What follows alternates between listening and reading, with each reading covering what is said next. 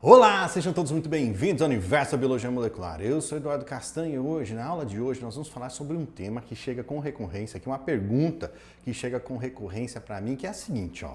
Você que faz extração de DNA e RNA e o controle de qualidade dessa extração. Então, você extraiu o DNA ou o RNA, não importa, fez um processo de quantificação e análise de pureza lá no espectrofotômetro, um nanodrop da vida ou qualquer outro, por exemplo, fez uma análise de quantidade e de pureza e verificou que estava tudo certo, bonitinho, os bons valores de quantidade e de pureza. Aí você pegou essa amostra, foi fazer uma eletroforese para verificar a integridade e estava tudo cagado.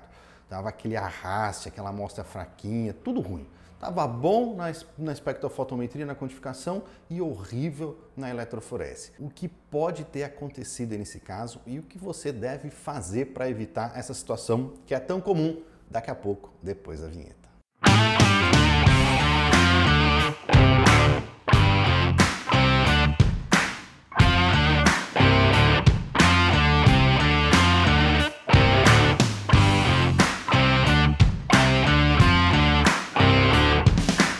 Belezinha, vamos lá então, antes de eu começar aqui meu vídeo, minha aula, lembrar vocês que nós temos o site do Universo da Biomol, que é universodabiomol.com, que você pode ir lá, se inscrever, deixar o seu cadastro, só o seu e-mail que você vai deixar ali e você vai receber toda semana as novidades das aulas que estão indo pro ar lá no YouTube. Quando tiver algum evento, aliás, está chegando um evento muito legal que nós vamos fazer aí, um evento, uma masterclass de introdução à bioinformática, depois eu falo, estou dando só um spoiler agora.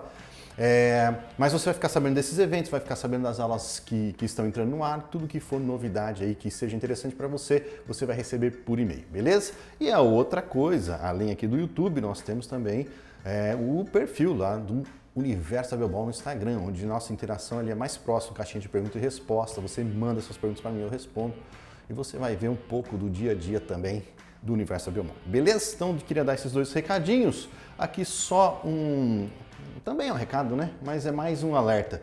Essa aula aqui, para você entendê-la plenamente, seria legal se você tivesse aí um conhecimento já elaborado sobre o controle de qualidade da extração, que é análise de pureza, quantidade, a de integridade, que já tem aulas aqui no canal, inclusive aulas práticas sobre esses temas, eu vou deixar os links aqui em cima para você. Como é que eu vou te mostrar agora? Você consegue entender? Consegue entender que eu vou fazer um resuminho, mas para você pegar 100% mesmo, assiste essas outras aulas aí também, beleza? Então vamos lá. Nossa agenda, vamos falar um pouco da quantificação, análise de pureza também, análise de integridade, o que pode estar acontecendo naquela situação que eu falei para vocês, aqui está limpo, aqui está uma porcaria, e um resumo e o que você vai fazer para evitar quando isso acontecer. Então vamos falar de quantificação de DNA ou RNA, tá? Aqui ácido nucleico não importa o que a gente está falando, se a gente está trabalhando com DNA ou RNA, o raciocínio aqui vai ser o mesmo. Eu vou falar um pouco sobre os 3 pontos de controle de qualidade, mas aqui vai ser resumão, porque tem as aulas que eu falei ali atrás, só vou aqui só para a gente organizar o raciocínio para ter contexto, tá? Se você quiser saber isso profundamente, vai procurar essas aulas aí, vai assistir. Então, falando da análise de quantidade e análise de pureza pelo método de espectrofotometria, que você pode fazer essas análises aqui por outros métodos, mas a espectrofotometria, tipo um nanodrop, por exemplo, é uma boa alternativa. Então eu vou mostrar aqui para vocês como é que funciona. Na espectrofotometria, para análise de pureza e de quantidade, aqui o raciocínio é o mesmo, tá? O que vai acontecer nessa máquina, nesse equipamento que faz essa quantificação aí para gente? Você tem um feixe de luz. Esse feixe de luz ele sai de um determinado ponto desse equipamento, uma fonte de luz, ele atravessa a amostra, esse feixe de luz é direcionado para a amostra, está ali num tubo, né? Ele atravessa essa amostra. Parte dessa luz aqui vai ser absorvida pelo que tiver aqui, então pelo plástico do tubo, pelo DNA ali presente na amostra, pelas proteínas, pela solução, e o que tiver ali vai absorver parte dessa luz, mas parte da luz vai passar, né? Então ela não vai ser absorvida e vai para um detector. A gente sabe quanto tinha de luz que saiu aqui e a gente sabe quanto de luz que chegou aqui. Acontece que essa luz aqui ela não é absorvida aleatoriamente, tem diferentes comprimentos de luz que são absorvidos de acordo com o que você tem aqui dentro. No caso de DNA e RNA, por exemplo, existe um comprimento de luz que é majoritariamente absorvido, que é o de 260 nanômetros. Então, quanto mais DNA ou mais RNA você tem aqui na amostra, mais luz a 260 nanômetros vai ser absorvido. Portanto, é uma relação direta. Quanto mais luz for absorvida nesse processo a 260 nanômetros, maior quantidade de DNA e RNA que você tem ali na amostra. Outros componentes aqui presentes também absorvem luz e majoritariamente em outros comprimentos de onda. Então, por exemplo, Proteína, que invariavelmente vai estar presente na sua amostra de DNA e RNA, vai ter um pouco de proteína aqui, vai absorver luz também, só que ela absorve luz majoritariamente a 280 nanômetros. Outros contaminantes que são comuns, por exemplo, o fenol, se você trabalha com trisol, o DNA-azol, né, qualquer extração baseada em fenolclorofórmio, é possível que você tenha um nível de contaminação por fenol na sua amostra depois da extração. O fenol absorve luz a 230 nanômetros, por exemplo. Então você consegue identificar a presença, quantificar a presença do seu ácido nucleico, alfa, RNA ou DNA, mas você consegue identificar a presença de contaminantes, como proteína, fenol e outros contaminantes que absorvem luz aí dentro do espectro que esse equipamento analisa. Então aqui, só organizando o raciocínio, né? No processo de quantificação do DNA, a quantidade de luz absorvida a 260 nanômetros, ela vai ser proporcional à quantidade do seu ácido nucleico ali presente, tá? É simples assim. E aí você tem como resultado, nesses equipamentos, ele vai te dar a concentração. Você sabe quanto tem de massa de DNA ali dentro, você sabe quando você colocou de amostra, de alíquota de amostra nessa análise, vai te falar, no meu exemplo aqui, essa amostra, exemplo que eu estou dando aqui para vocês, ela tinha uma concentração de 310,3 nanogramas de DNA ou RNA por microlitro.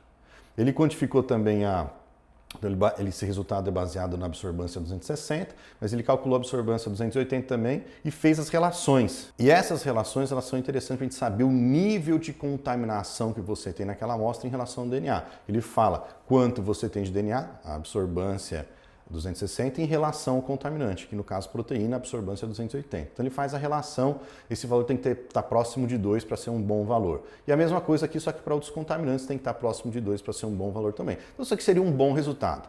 Além disso, alguns equipamentos têm o gráfico, ele mostra aqui a absorbância, né, intensidade de absorbância em relação aos comprimentos de onda. Então numa amostra que tem uma concentração grande de ácido nucleico, pouca proteína, você vai ter uma cara de um gráfico como esse, a absorbância majoritariamente acontecendo a 260 nanômetros, tem um pouco de proteína, que é normal, tem um pouco de outros contaminantes, que possivelmente é normal também, mas a cara de um resultado bom é isso daqui. Maravilha! E são 3 pontos de controle de qualidade. Aqui eu mostrei a pureza e a quantidade, mas é importante você verificar o nível de integridade da amostra. Não basta você ter ela em boa quantidade, não basta ela estar pura, ela tem que estar íntegra, o máximo possível. E olha esse raciocínio aqui sobre integridade, né? Qual que é a característica? A gente começa já a entrar na pergunta principal dessa aula. Qual que é a característica de uma amostra de DNA ou RNA que está íntegra? Você vai ter ali algumas, eu falo poucos, né? Alguns fragmentos de tamanhos semelhantes. Se você tem uma amostra que ela está intacta, você está trabalhando com DNA genômico, pô, os fragmentos de DNA genômicos vão ter mais ou menos ali os mesmos tamanhos. Isso significa que se você puder olhar para dentro dessa amostra, você veria alguns fragmentos ali mais ou menos todos do mesmo tamanho. Né? Mais ou menos isso. Uma amostra que está ao contrário, ela está degradada, que você vai ver são vários fragmentos de tamanhos diferentes. Então você pega aquele DNA genômico, que tinha mais ou menos o mesmo tamanho, mesmo peso molecular, mais ou menos, não é o mesmo, obviamente. É um conjunto de cromossomos que está dando aquele DNA genômico, mas ele vai ter ali um determinado peso molecular, só que fragmenta isso. E a fragmentação, quando ela acontece, ela é aleatória, não são os pontos específicos. Então ela vai fragmentando, gerando fragmentos de tamanhos diferentes e vários fragmentos. Então você aumenta a quantidade de fragmentos, são fragmentos menores, só que aumenta a quantidade de fragmentos. São vários fragmentos de tamanhos menores. E existe uma técnica que é excelente para você verificar peso molecular, né, de DNA ou de RNA, que é a eletroforese. Então, a eletroforese é uma boa ferramenta para você verificar o nível de integridade. No DNA, por exemplo, se você tem um DNA íntegro, uma amostra íntegra de DNA genômico, né, DNA genômico que eu estou falando, você vai ver ali bandas de alto peso molecular, bem forte, bem concisas, com arraste leve ou sem nenhum arraste. É isso que você vai ver. Quando essa amostra que ela começa a degradar por algum motivo, o peso molecular diminui um pouco, é uma banda de menor peso molecular, está um pouco para baixo dessa. Tá uma banda mais fraquinha e o arraste um pouco maior. Então, a amostra em processo de degradação, uma amostra degradada, esse peso molecular vai ter bem menor, ou essa banda nem vai existir, você vai ver só o arraste, que é uma amostra degradada. Mais ou menos aí um raciocínio para a degradação de DNA. E aqui a amostra íntegra, uma eletroforese não muito bonita, mas ela representa aí peso molecular, alto peso molecular, com pouco arraste, algumas com um pouco mais aqui, mas algumas sem nenhum arraste. Quando a amostra começa a degradar, o processo de degradação, ó, o peso molecular aqui já vai diminuir. Veja, se eu vou olhar aqui para o LED, você vai ver que essa banda já tem um menor peso molecular. São bandas mais fracas e um arraste mais forte. São amostras que estão começando a degradar. Né? Se você tem uma amostra mais degradada, vai ter aqui o peso molecular mais baixo, às vezes ele nem aparece, vai aparecer o arraste. Então você consegue ter uma ideia do nível de degradação. No caso do RNA, você vai olhar para os RNAs ribossomais, que estão em maior quantidade na população de RNA total, né? Os RNAs ribossomais, aqui no caso de organismos que tem o 28 e o 18S, é isso que você vai ver, duas bandas, uma do 28S, uma bandona mais forte aqui, e o 18S, que é um pouco menor, vai ter uma banda mais fraca. É isso que você quer ver, com nenhum ou pouco arraste. Quando você tem uma amostra em degradação, às vezes o 28S desaparece, você tem um arraste maior, você tem uma única banda de peso molecular mais baixo aqui, então é uma amostra de RNA em degradação. Então aqui amostras não degradadas, mais íntegras, aqui amostras degradadas. Então mais uma vez aqui a eletroforese, uma ferramenta boa, interessante para você ver o nível de degradação. Agora vamos para o tema central da nossa aula, né? Espectrofotometria ok, quantidade ok, pureza ok, e eletroforese uma porcaria. Então isso aqui que você recebeu, fez a sua espectrofotometria para análise de pureza e quantidade, tudo bonitinho aqui, não tá perfeito, mas tá ok, tá? Dá para seguir tranquilamente com essa amostra aqui, seja lá que tipo de experimento ou teste você vai fazer, e na hora que você vai fazer a eletroforese, lá se for DNA tá aquele perfil degradado ou em degradação, no RNA também a amostra degradada ou em degradação. O que pode ter acontecido aqui? Nós vamos passar aqui por 3 níveis de conhecimento sobre isso que eu estou falando para vocês. O primeiro nível você já passou dele, que é não saber do que eu estou falando. Então você não sabe qual é a relação da espectrofotometria com a eletroforese, análise de integridade, né? Entender, aí vem o segundo nível, já esse é o primeiro, é o básico, vamos para o intermediário. Entender que talvez elas não tenham nada a ver uma coisa com a outra. E para um terceiro nível mais avançado, que talvez elas tenham a ver uma com a outra. Então vamos elaborar esses 3 pontos aí. Vamos começar com o primeiro aqui. O que raios a concentração de DNA ou RNA tem a ver com o nível de integridade da amostra? Essa é a primeira pergunta que eu vou fazer para você. O que uma coisa tem a ver com a outra? Você está fazendo uma análise de quantidade, lá no espectrofotômetro, ele vai te dar uma quantidade, mas o que essa quantidade, essa massa de DNA ou RNA que você está quantificando ali, tem a ver com a integridade dela? Porque pensa aqui comigo, ó. Imagine que você tem 2 amostras, tá? Uma amostra íntegra e uma amostra degradada. Estou mostrando uma molécula aqui, grandona, e aqui 3 moléculas pequenas, só de forma didática. Obviamente, no seu tubo lá, você não vai ter uma molécula, você vai ter uma população de moléculas ali. Mas pensa que você tem 2 amostras, a amostra íntegra e a degradada, e elas têm exatamente a mesma massa. A hora que você pega essa amostra íntegra aqui e faz a espectrofotometria dela, coloca o nanodrop lá, por exemplo, você vai ter uma quantidade de DNA, 310 nanogramas de DNA, que foi o resultado que eu mostrei ali nos exemplos anteriores. Né? 310 nanogramas de DNA. É um fragmento grandão, beleza, tá íntegro, bonitão. Aqui, você continua tendo 310 nanogramas de DNA, só que são 310 picotado. Você quebrou isso aqui no meio porque ele foi degradado por alguma razão. Você continua tendo 310 nanogramas de DNA, só que aqui são 3 fragmentos pequenos. Quando você coloca isso lá na eletroforese, esse primeiro caso para ver a integridade, o que você vai ver? Uma única banda, alto peso molecular, bonitona. Beleza, os 310 nanogramas, uma amostra íntegra. Agora, os mesmos 310 nanogramas dessa amostra degradada, quando você coloca numa eletroforese, você vai ver 3 fragmentos pequenos, um arraste ou uma banda fraca. É isso que você vai ver lá. Então, a princípio, o que eu quero que você pense é o que a massa de DNA ou de RNA tem a ver com o resultado de uma eletroforese. Inicialmente, são coisas independentes. Então, você pode ter um resultado bom na espectrofotometria, na análise de pureza, na análise de quantidade, e ter um resultado ruim na eletroforese, que são coisas inicialmente independentes. Certo? Mais ou menos. É verdade isso que eu falei? É verdade isso que eu falei. Então, inicialmente, você pode ter esse raciocínio, eu quero que você tenha esse raciocínio intermediário. Agora, nós vamos para um nível avançado. Nós vamos pensar um pouco mais, vou dar mais um passo de formação para você, que aqui são nesses detalhes que eu vou mostrar que diferencia um profissional meia boca de biomol e daquele que sabe do que está falando. Vamos para o pulo do gato dessa aula. Um texto grande, mas é que eu quero que você ou tire print disso ou pause aqui para ler com calma daqui a pouco. Mas olha só, isso que eu falei lá atrás, ele é verdade até certo ponto. Quando, no entanto, quando você tem uma amostra extremamente degradada, ela foi muito picotada, ela tem vários fragmentos pequenos ali presentes nela, aí ela pode começar a interferir mais fortemente na eletroforese. Olha por quê. São 2 motivos. O primeiro, esse aqui. O estado de degradação do DNA ou RNA pode influenciar na precisão da quantificação porque fragmentos de DNA ou RNA mais curtos ou danificados podem absorver luz de maneira diferente. em comparação com moléculas de DNA que estão íntegras. Então, os fragmentos muito picotados ou muito danificados por alguma razão, eles absorvem luz de forma diferente. Olha só, continuando. A presença de fragmentos pequenos ou danificados pode levar a uma leitura superestimada da concentração de DNA ou RNA, uma vez que esses fragmentos podem absorver mais luz a 260 nanômetros do que os fragmentos intactos, os fragmentos que estão íntegros. Então, vou perguntar de novo, o que é que a quantificação, a massa de DNA, lá no espectrofotômetro, tem a ver com a eletroforese? Tem. Ele pode ter, dependendo do nível de degradação da amostra. Sempre que a amostra for degradada, começar a degradar, ela vai ter uma interferência, mas ela passa a ter uma interferência, o nível de degradação lá na quantificação em relação à eletroforese passa a ter uma interferência maior quando esse nível, essa intensidade de degradação ela é muito grande, porque fragmentos menores, fragmentos picotados, tendem a absorver mais luz a 260 nanômetros que fragmentos grandes, íntegros. Então, quanto mais degradada é uma amostra, mais superestimada vai ficar a quantidade daquela amostra lá no espectrofotômetro. Essa é a primeira informação. Uma quantidade de DNA superestimada, ou RNA superestimada lá no espectrofotometria, ela pode estar sendo causada pelo nível de degradação dela. Beleza? Essa é a primeira parte da informação.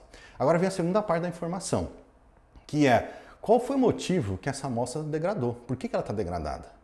Ela pode ter sido degradada lá na coleta, lá no processo, antes de você fazer a extração, beleza, degradou ali, infelizmente degradou, perdeu, ela veio degradada ao longo da extração, todo o processo ela veio degradada, mas ela pode ter sido degradada ao longo do processo de extração, durante a extração ou depois do armazenamento. Você extraiu, purificou, beleza, e ali durante o armazenamento do DNA, o RNA puro, teoricamente purificado, ela começou a degradar, ela continuou degradando. Nesses casos, quando você tem uma degradação que aconteceu durante a extração ou posteriormente à extração, é muito provável que a sua extração, seu sistema de purificação tenha sido meia boca para aquele tipo de amostra. Ou por alguma razão ele foi ruim. E você, no processo de extração, extraiu o ácido nucleico alfa, o DNA ou RNA, mas você extraiu outras coisas juntos. Veio proteína, veio o ácido nucleico não alfa, você está trabalhando com DNA, veio o RNA. Se você está trabalhando com RNA, veio o DNA no processo também. Quando você tem DNA e RNA misturado ali, um contaminando o outro, você superestima a quantidade do ácido nucleico, porque ambos os ácidos nucleicos absorvem luz a 260 nanômetros, tanto DNA como RNA. Você não consegue separar um do outro. Só que lá na eletroforese você está olhando para um ou para outro.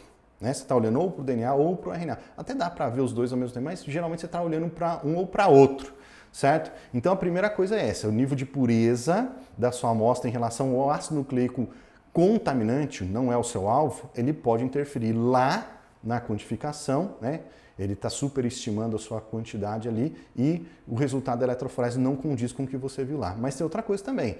Se esse DNA, de novo, se essa amostra degradou durante o processo de extração ou depois da extração, né, durante o processo de armazenamento daquela amostra, é porque você extraiu proteína junto. Né? Se você está sendo degradação, porque tem enzima ali degradando aquela amostra. E enzima é proteína. Eu falei para vocês que proteína, a enzima, portanto, absorve luz a 280 nanômetros, majoritariamente a 280 nanômetros, mas não é exclusivamente. Ela também absorve luz a 260 nanômetros. É um pouco menos, não é a sua maior intensidade de absorvância, mas ela absorve também. Então, se você tem proteína numa amostra, ela vai absorver luz a 260 nanômetros também. Um pouquinho ali vai ter um resquício de absorção de luz a 260, mas vai absorver. Então, você, na presença de proteína na sua amostra, em alta quantidade, ela pode interferir, ela pode superestimar a absorvância 260, que teoricamente representa a presença do ácido nucleico ali dentro, certo? Então, o motivo da contaminação é importante também, porque você pode ter trazido DNA ou RNA contaminante, proteína contaminante que está superestimando a quantidade ali também, que é o que está escrito aqui nesse slide. Além disso, a degradação do DNA ou RNA pode resultar em uma maior quantidade de contaminantes, como proteínas e RNA, na amostra. Esses contaminantes também podem contribuir com a absorvância 260, levando a uma estimativa incorreta da concentração do seu ácido nucleico alfa, beleza? Que é isso daqui, ó. Então a proteína que está absorvendo luz a 260 também absorve um pouco aqui, né? Não é que ela só absorve 280, mais nada, não. Tem 260 ali também, isso faz com que você superestime a quantidade. Beleza? Então são os três níveis. Talvez inicialmente você não sabia que uma coisa poderia estar relacionada com a outra. O segundo nível, intermediário, você viu que o nível de integridade da sua amostra, ela inicialmente não depende da massa de DNA. Mas se você olhar com mais cuidado, se você perceber que a sua amostra está muito degradada, aí sim, aquele nível de degradação, o fato de você ter várias moléculas pequenas na sua amostra pode interferir na absorvância 260. E a presente proteína e outros contaminantes também absorverem luz a 260, superestimando a sua quantidade e mostrando tudo cagado lá na eletroforese, tá? Então são os 3 níveis de consciência aí para você sobre essa situação. Obviamente que se você vai focar mais no segundo ou no terceiro nível de consciência, depende da degradação, da intensidade de degradação da sua amostra. Aí você vai ter que fazer uma análise crítica. Qual que é o segredo aqui para você se livrar dessa situação? O segredo está lá nos passos anteriores à extração. E durante a extração também, mas é você fazer uma coleta de amostra adequada, não deixar aquele ácido nucleico degradar, então colocar numa solução de preservação, congelar imediatamente nitrogênio líquido ou preservar aquela amostra de uma melhor maneira possível.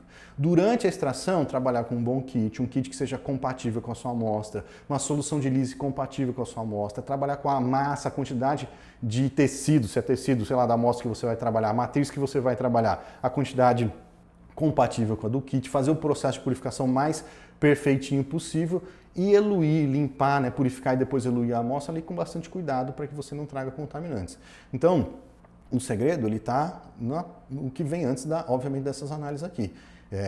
A coleta da amostra, o armazenamento da amostra e todo o processo de extração e purificação. Aí você, fazendo isso bonitinho, você se livra desses problemas aqui. Fechou? E com isso a gente finaliza a aula de hoje. Eu espero que você tenha gostado. Não se esqueça de se inscrever aqui no canal e ativar o sininho também. Porque se você não ativa o sininho, você não vai receber meus lembretes aqui que eu estou colocando uma aula nova, que eu coloquei algum conteúdo novo. Você vai deixar de receber todo esse conteúdo que pode mudar a sua vida. A gente se vê na semana que vem. Tchau, tchau.